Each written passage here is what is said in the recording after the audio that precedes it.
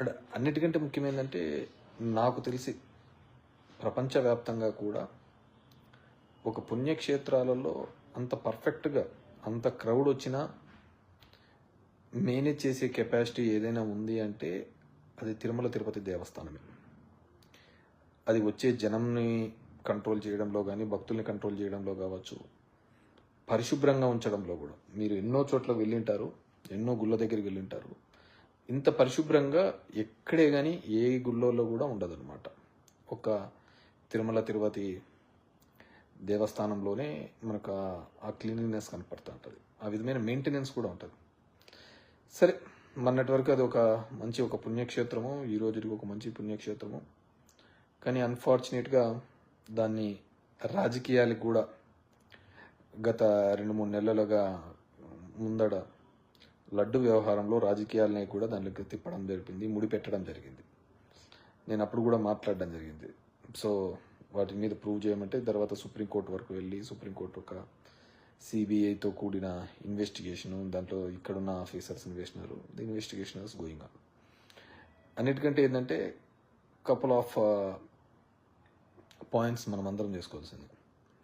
గొడవ జరుగుతుంది నాకు ముందే తెలుసు అని మొదలుపెట్టినప్పుడే నుంచి టీటీడీ చైర్మన్ చెప్పినప్పుడు కింద ఎందుకు అలర్ట్ చేయలేకపోయినాడో, ఎందుకు జనంకి ప్రజలకి ఈ విధంగా ఉద్దేశించి డిపార్ట్మెంట్కి చెప్పలేకపోయినాడో తెలియని విషయం ఒకటైతే.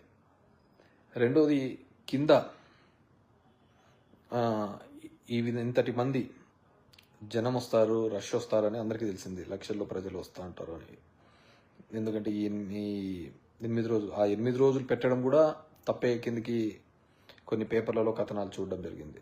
8 days పెట్టడం వల్ల ఏంటంటే ఫస్ట్ డేనే లోడ్ అంతా లేకుండా మళ్ళీ second day, third day, fourth day భక్తులు వెళ్ళాల్సిన వాళ్ళు వెళ్ళేదానికి వీలుగా ఉంటుందని 8 రోజులు పెట్టడం జరిగింది. దాన్ని కూడా తప్పిదం కిందికే తీసుకొని రావడం జరిగింది. సరే, నడిచిపోతుంది కాబట్టి ఏమైనా చెప్పగలుగుతారు. కానీ మనము ఇంటెలిజెన్స్ వదిలిపెట్టేసి కామన్ సెన్స్తో ఆలోచిద్దాం. కామన్ సెన్స్తో ఆలోచించినప్పుడు ఇంతమందికి టోకన్స్, ఇంత వ్యవహారం నడుస్తున్నప్పుడు లక్షల టికెట్లు ఆన్లైన్లోనే ఓపెన్ చేస్తేనే అయిపోతున్నాయన్న సందర్భంలో మరి ఆన్లైన్లో ఎందుకు పెట్టలేకపోయినారో తెలియదు. ఇంతమంది క్రౌడ్ వచ్చినప్పుడు అందరూ కూడా ఇప్పుడు అక్కడున్న డిపార్ట్మెంటు వాళ్ళు వీళ్ళను కూడా అందరినీ అంటున్నారు. బేసిక్ ఏంది, నిన్న మధ్యాహ్నం వరకు కూడా ముఖ్యమంత్రి చంద్రబాబు నాయుడు గారు కుప్పంలోనే ఉన్నాడు. కుప్పంలో ఉన్నప్పుడు పోలీస్ సెక్యూరిటీ అంతా కూడా కుప్పంలోనే ఉంటుంది. మామూలుగా దసరా నవరాత్రుల టైంలో కావచ్చు, లేకుంటే వైకుంఠ ఏకాదశి టైంలో కూడా మా అనంతపురం ఉమ్మడి జిల్లా నుంచి కూడా పోలీసుల్ని ఇక్కడికి డిప్లాయ్ చేస్తారు. ఇక్కడ పోలీసులు సెక్యూరిటీగా వేస్తూ ఉంటారు, ఎందుకంటే అంత రష్ వస్తుంటుందని. ఇది ఇప్పటి నుంచి కాదు, కొత్తగా మొదలైన ప్రోగ్రామ్ అయితే అనుకోవచ్చు.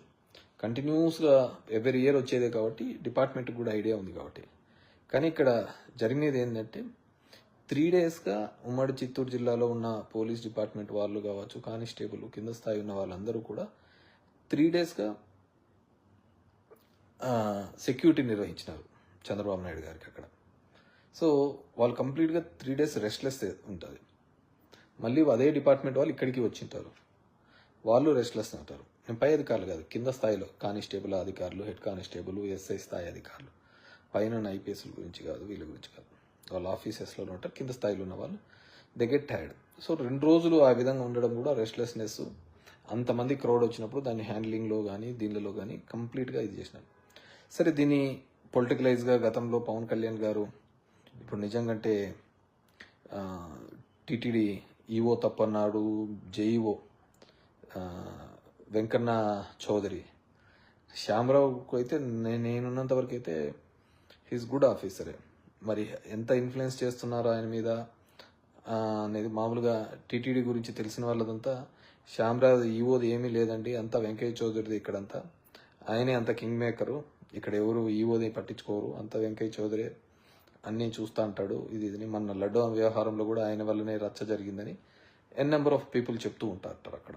సో మనకు తెలిసి కూడా ఇంతకుముందు మురళీమోహన్ అన్నట్టు మా వెంకయ్య చౌదరి పైన ఉన్నాడు, కొండపైన ఉన్నట్టు, ఇప్పుడు వెంకయ్య చౌదరి వల్లనే జరిగిందా, ఏం జరిగిందా అనేది చూడాల్సింది. మరి వాళ్ళ మీద అంతా చర్యలు తీసుకుంటారో పవన్ కళ్యాణ్. సరే, చర్యలు అంటే ఒక సస్పెండ్, ఒక ట్రాన్స్ఫర్ దీనిలోతో అవుతాయి. ఎందుకంటే దిస్ ఈజ్ హ్యాపెనింగ్ కంటిన్యూస్లీ. ఆ మంచో చెడ్డో దరిద్రమో ఏమో తెలియదు కానీ పాపం చంద్రబాబు ఉన్నప్పుడే జరుగుతాయి, ఆయనకు ఉన్నప్పుడే ఇవన్నీ జరుగుతున్నాయి. ఇప్పుడు గోదావరి పుష్కరాలు ఉన్నాయి, పాపం సీను అతని పేరు ఏం పేరు డైరెక్టర్,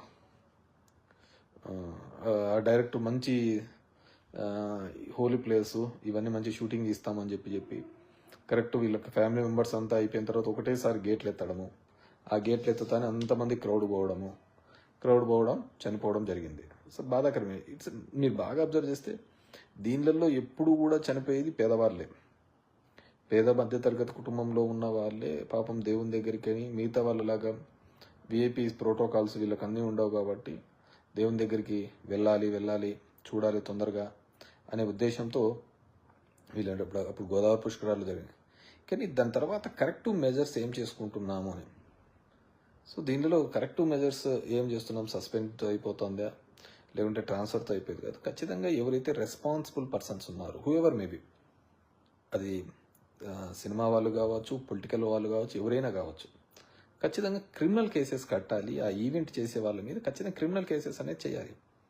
ఒక మిస్హ్యాప్ జరిగి ఒక నిండు ప్రాణాలు పోయిందంటే దాన్ని చూస్తూ చూడనట్టుగా ఉండాల్సిన అవసరం ఏముంటుంది చెప్పండి. సో ఖచ్చితంగా వాళ్ళ మీద క్రిమినల్ కేసెస్ ఫైల్ చేయాలి. ఆ విధంగా ఈవెంట్ చేసేటప్పుడు చేయాలి. ఇప్పుడు అది సినిమా ఫంక్షన్లలో కావచ్చు, మన అల్లు అర్జున్ దాంట్లో చూసినాము. అదేవిధంగా కందుకూరు సంఘటన జరిగింది, అక్కడ చేసినాము. పుష్కరాల్లో జరిగినాం, నో కేస్ వాస్ ఫైల్డ్ కదా. ఏదో ఊరికనే చెప్పేసి పోతూ ఉంటారు. సో డెఫినెట్గా వాటి మీద చెయ్యాలి. మరి భవిష్యత్తులో ఏ పేదవాడు కూడా దేవుని దర్శనానికి వెళ్ళి, ఎంతకంటే దరిద్రం ఏమిటది, దేవుని దర్శనానికి వెళ్ళిన వాడిని దేవుని దగ్గరికి పంపించిన భాగ్యం కలిగిస్తా అంటే అంతకంటే దరిద్రం ఏమైనా ఉంటుందా. సో అంత పరిస్థితులలో ఈరోజు ఉండడం జరిగింది. నేను చెప్పిన టీటీడీలో they are meant for crowd management. Crowd ఆ విధంగా ఏ విధంగా చేయాలని టీటీడీకి తెలిసిన విధంగా ఎవరికి తెలిసిండదు కూడా మిగతా గుళ్ళలో. ఎందుకంటే వాళ్ళు ప్రతిరోజు వేల సంఖ్యలో చూస్తుంటారు. ఇలాంటి దానిలో సంవత్సరాల్లో లక్షల మందిని చూస్తూ ఉంటారు. అదేవిధంగా దీన్ని పొలిటికలైజ్ రాజకీయాల కింద రాజకీయంగా దీన్ని అందరినీ తీసుకొని రావడం జరిగింది. అదే సగం దరిద్రము. వెంకన్న దగ్గరికి దేవునితో రాజకీయాలు పెట్టుకొని ఆడడం అంత దరిద్రం ఇంకోటి ఏమీ ఉండదు. అదేవిధంగా మీరు ఈ ప్రవచనాలు చెప్పేవాళ్ళు కూడా, చాగంటి వాళ్ళు కావచ్చు, మిగతా వాళ్ళు కావచ్చు, ఒక సిస్టమ్కి ఆ రోజు పోకపోతే ఇంక ఏదో మొత్తం అంతా నాశనం అయిపోతాము, మనమంతా ఇంక బతికి కూడా వేస్ట్ అనే విధంగా చేయడంతోనే భక్తులు ఆ నమ్మకంతో ఎక్కువగా జనం దగ్గరికి పోతున్నారు.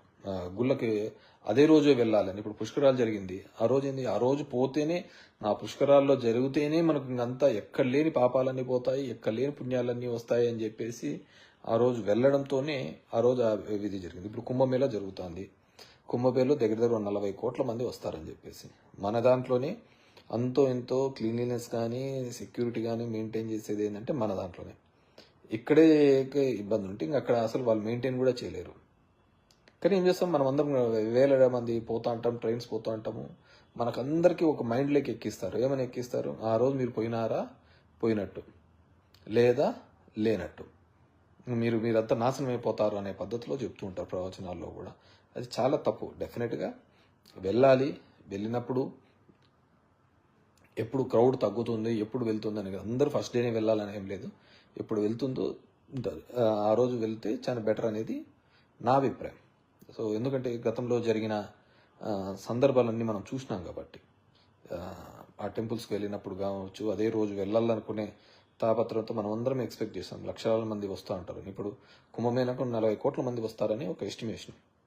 సో మనం డే 1 వెళ్ళాలనుకుంటే ఆ రోజు ఖచ్చితంగా ఇబ్బంది పెడుతుంటారు. మళ్ళీ లాస్ట్ చివరిలో అనుకో మేళ అంతా అయిపోతుంది కాబట్టి ఇంకప్పుడు విపరీతం అంటారు.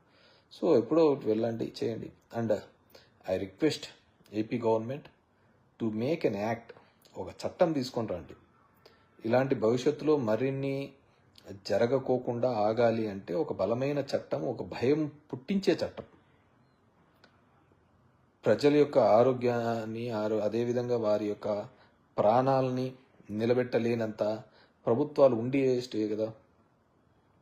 సో ప్రభుత్వం ఉన్న తర్వాత ప్రజల యొక్క మాన ప్రాణాలు కాపాడాల్సిన బాధ్యత, వాళ్ళకు ఒక నమ్మకం కల్పించాల్సిన బాధ్యత ప్రభుత్వాలది. సో ఆ ప్రభుత్వాలది ఆ నమ్మకం కలిగించాలి అంటే డెఫినెట్గా ఒక మంచి చట్టాలు తీసుకొని రావాలి. ఇలాంటి సందర్భంలో ఏ విధంగా క్రౌడ్ మేనేజ్మెంట్ చేయాలి అని. అదేవిధంగా తిరుమల తిరుపతి సంబంధించి నేను రాజకీయాల గురించి పెద్దగా చెప్పదలుచుకోలేదు, కానీ ఎవరైతే దీంట్లో ఈ ల్యాప్సెస్లలో ఉన్నాయో వాళ్ళలో దీంట్లో